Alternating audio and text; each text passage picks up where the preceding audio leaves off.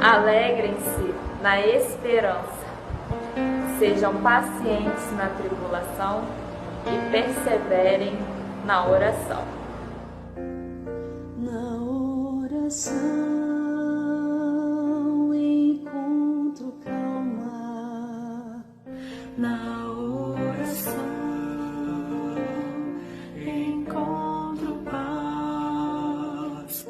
Orar a Deus faz bem de alma, falar com Deus me satisfaz.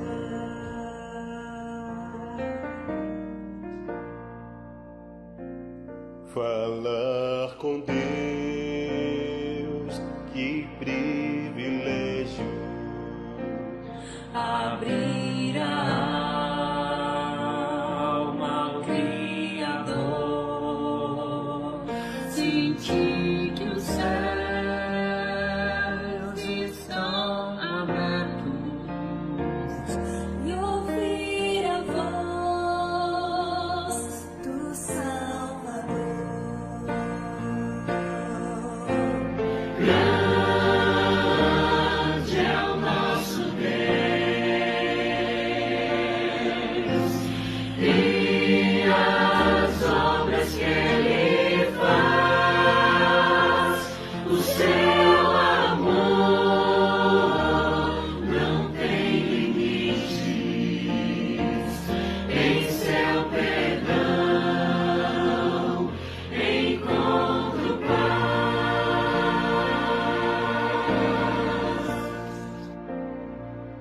Falar com Deus é o que preciso. Os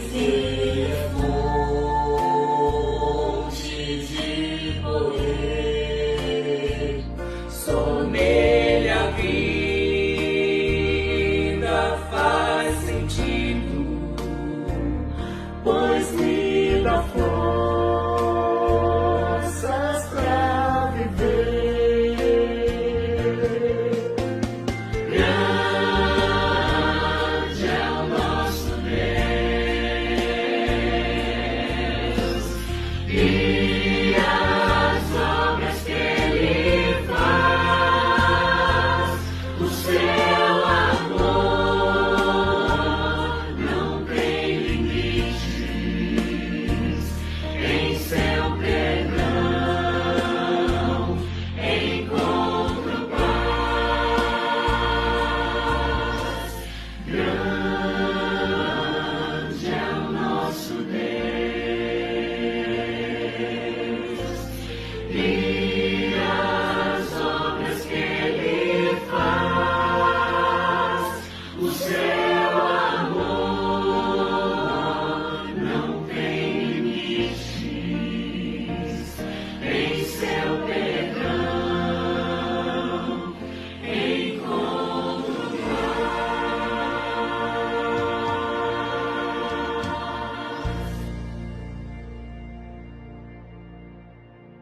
Olá, como vai você? Tudo bem? Aqui é a Andréia Souza e nós vamos dar continuidade aos nossos 40 dias crescendo na oração. Nos nossos próximos últimos dias dos 40 dias, iremos fazer uso do livro E Ele Não Curou. Este livro foi escrito por mim e publicado em 2010. Ele relata a minha experiência de fé ao passar pela perda do meu marido por um câncer no intestino. Destaco que o livro tem como autora o nome Andréia Chagas, porém era um nome que eu usava na época. Hoje, Andréia Souza. Irei destacar e compartilhar a parte que enfatiza a questão da oração, sendo ela fundamental em todo o processo e a experiência que vivi e que tem a ver com o que estamos refletindo nesses 40 dias. Que essa reflexão possa nos ajudar a crescer ainda mais na oração. Para contextualizar, irei ler um pouco da introdução e do primeiro capítulo, para que vocês entendam o contexto do livro. Logo em seguida, daremos prosseguimento, refletindo sobre alguns trechos específicos que dizem respeito à oração. Deixarei na descrição desse áudio-vídeo mais informações sobre o livro e onde você pode encontrar a fanpage para entender um pouco sobre a história. Vamos à leitura? O livro é E Ele Não Curou, de Andréa Chagas. Introdução. Este livro é fruto da obediência ao que o Senhor me disse que deveria fazer após ter ficado viúva aos 24 anos de idade. Relato neste livro a experiência que Dimas, meu falecido marido, e eu enfrentamos quando fomos atingidos inesperadamente por um câncer. Tínhamos uma vida normal, muitos planos, sonhos, projetos, expectativas de vida. Completávamos apenas 2 anos e 8 meses de casamento, e eu estava aguardando o nosso tão esperado e sonhado filho, que já estava com 7 meses e meio de vida em meu ventre. Todo este castelo sendo construído junto, e de repente tudo desaba em nossa cabeça.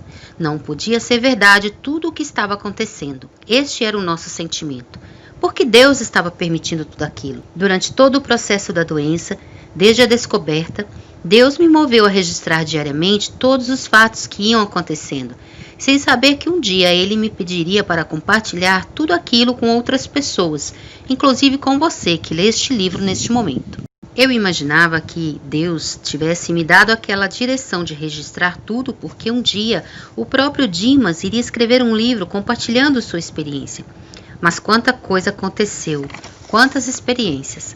Ao receber a orientação em meu coração para escrever este relato, Deus me instruiu a relatar tudo o que aconteceu da forma mais literal possível.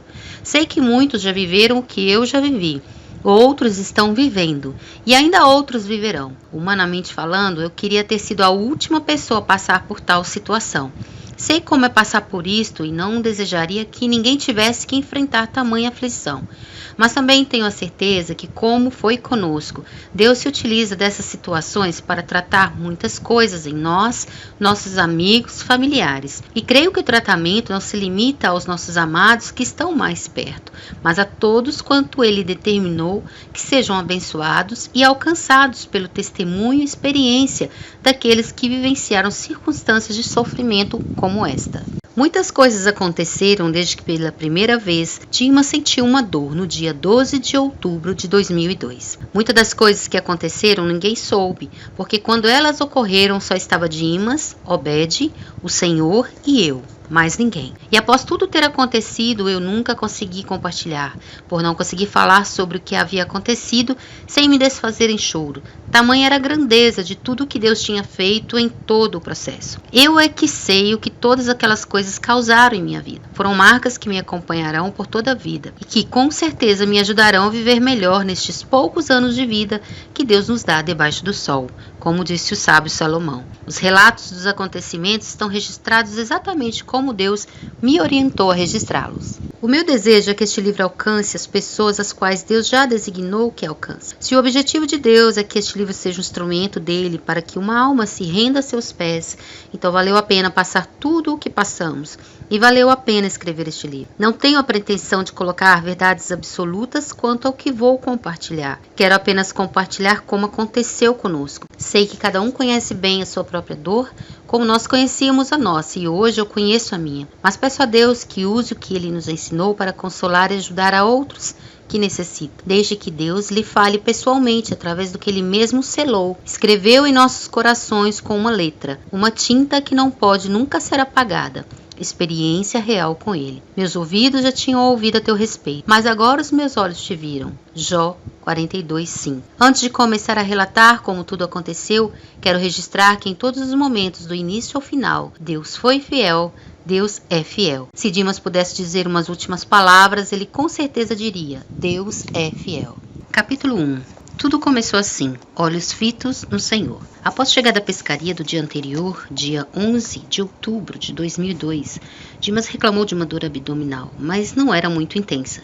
A princípio achávamos que a dor estava relacionada com outro tratamento, gastrite, que ele já estava fazendo há mais ou menos 2 anos. Mesmo com a dor, Dimas foi jogar num torneio de futebol junto com seu time. O time dele ganhou aquele torneio. Com a adrenalina do jogo, a dor desapareceu, mas logo que o jogo terminou, a dor voltou. Nos dias que se seguiram, a dor continuou, mas com pouca intensidade. Tínhamos um retiro para participar, dias após o torneio de futebol. Fomos para o retiro. Dimas estava bem, mas continuava a sentir aquele desconforto. Ele tomava um remédio para aliviar, mas logo a dor voltava. O remédio já não fazia muito efeito. A dor começou a intensificar. Dimas e eu saímos do retiro e fomos ao hospital para que ele passasse por uma consulta médica. O médico prescreveu uma medicação venosa e a dor cessou. Então, voltamos para o retiro. No outro dia, a dor voltou. Fomos ao médico mais uma vez. Dimas tomou outra medicação e voltamos novamente para o retiro. No dia seguinte, a dor voltou. Decidimos ir embora do retiro para que Dimas pudesse tratar e investigar aquela dor. Ao chegarmos no hospital, Dimas sentia muita dor. Suava frio, colocava a mão no abdômen e quase se retorcia de dor. O médico demorava em vir atendê-lo e eu já não estava aguentando ver aquela situação e ficar esperando o médico chegar. Fui por várias vezes fazer o pedido aos funcionários da recepção que apressassem o médico, pois Dimas estava sentindo muita dor, mas o médico não aparecia. Aquilo foi me causando um desespero tão grande que eu, grávida de 7 meses e meio, quase saí gritando no corredor para ver se o médico aparecia para o atendimento. Quando o médico chegou e examinou Dimas, ele disse que precisaria fazer um exame para ver se era algum problema na próstata. Dimas foi para uma sala reservada enquanto eu fiquei na sala do consultório aguardando e pedindo a Deus que eu o ajudasse. Eu quase me desmontei em choro, mas eu sabia que precisava estar firme para ajudar Dimas naquele momento. O médico novamente medicou Dimas e disse que era uma prisão de ventre. Então deu laxantes para Dimas tomar e um remédio para aliviar a dor. E disse que se a dor não parasse, voltássemos ao hospital de manhã.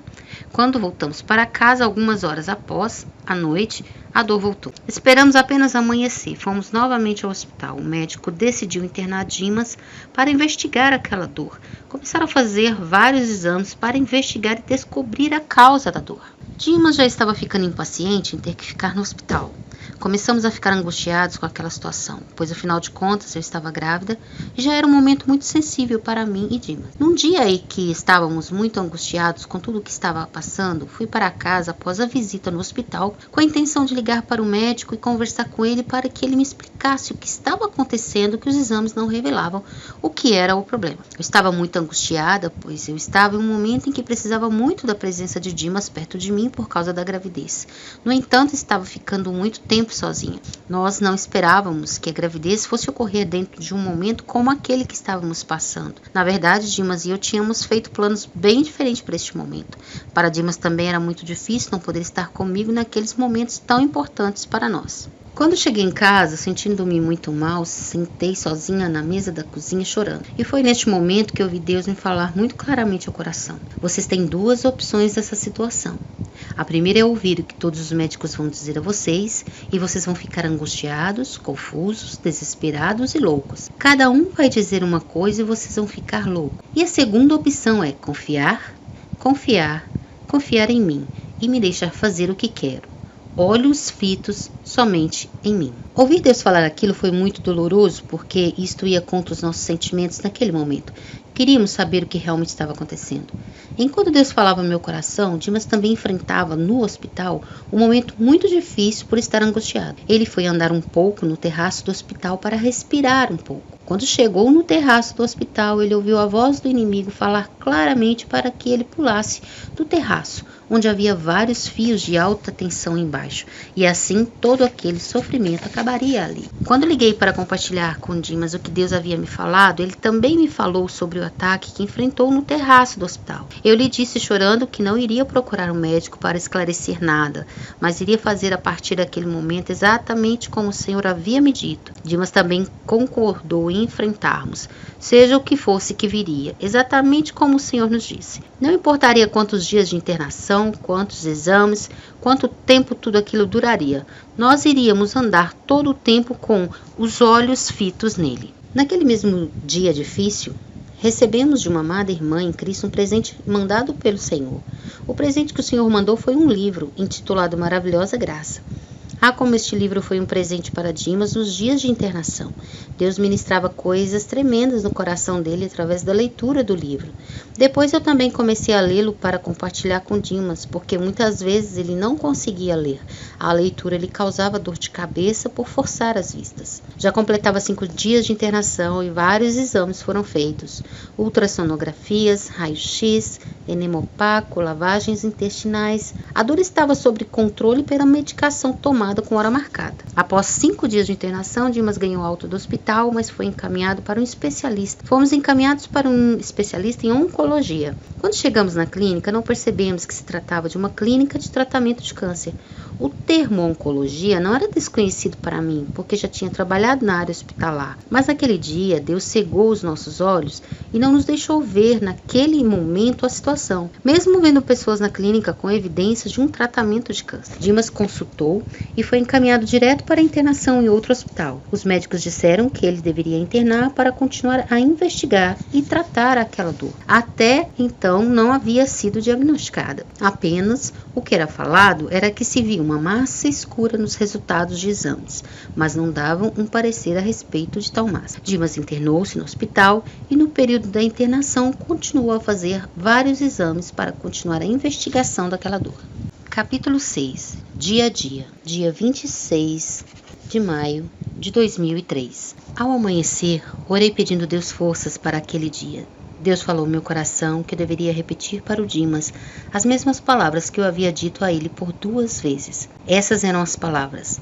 Eu continuava a crer. Logo ao amanhecer, recebemos uma ligação do hospital, que pedia que a família fosse para o hospital. Ao chegarmos ao hospital, descobrimos que houve alguma confusão de informação e que o hospital não havia pedido para a família ir para lá. Mas, por já estarmos lá, pedimos permissão para que eu pudesse entrar para ver Dimas. Entrei naquela UTI e fui em direção ao box que Dimas estava. Antes de entrar na CTI, eu estava com um pouco de medo de ver Dimas entubado, porque no dia anterior eu o vi conversando. Mas ao me dirigir para aquele box, notei algo diferente. Todos os outros boxes estavam com suas luzes acesas, inclusive o do Dimas. Mas o box do Dimas estava tomado de uma luz. Não era uma iluminação natural, era luz. Dimas estava tão sereno, havia uma expressão de paz nele. Ele ainda estava suando muito, mas não transmitia uma impressão de sofrimento. Existia uma paz dentro daquele boxe sobre o corpo de Dimas. Peguei uma toalha e o enxuguei. Peguei em sua mão, que estava um pouco inchada. Olhei para ele, me aproximei do rosto dele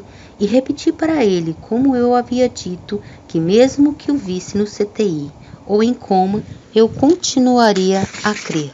Eu ainda estava crendo. Esta era a 3ª vez que eu repeti esta afirmação para ele. Também disse a ele que o Senhor não havia me dito se o manteria para sempre com ele. Quase chorando, eu disse para ele que ficasse firme, não desistisse, que o Obed e eu o amávamos muito. Pedi para que ele me desse o sinal se Deus o queria para sempre. Ele não demonstrou nenhuma reação. Logo precisei sair.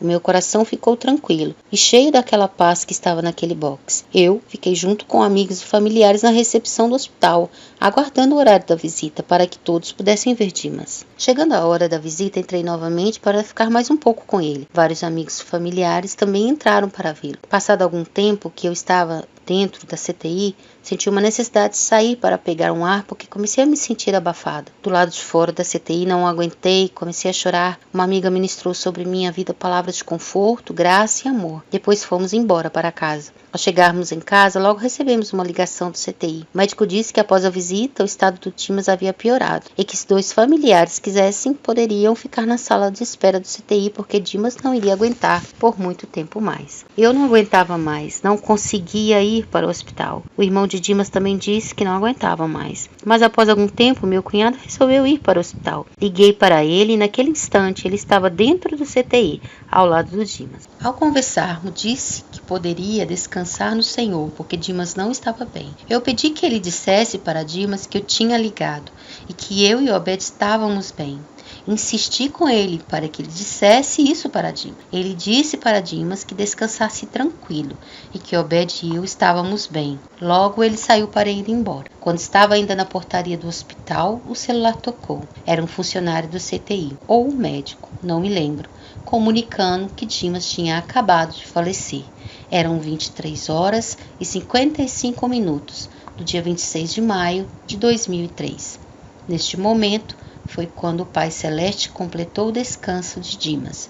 Dimas, o homem de Deus, voltou para o lar.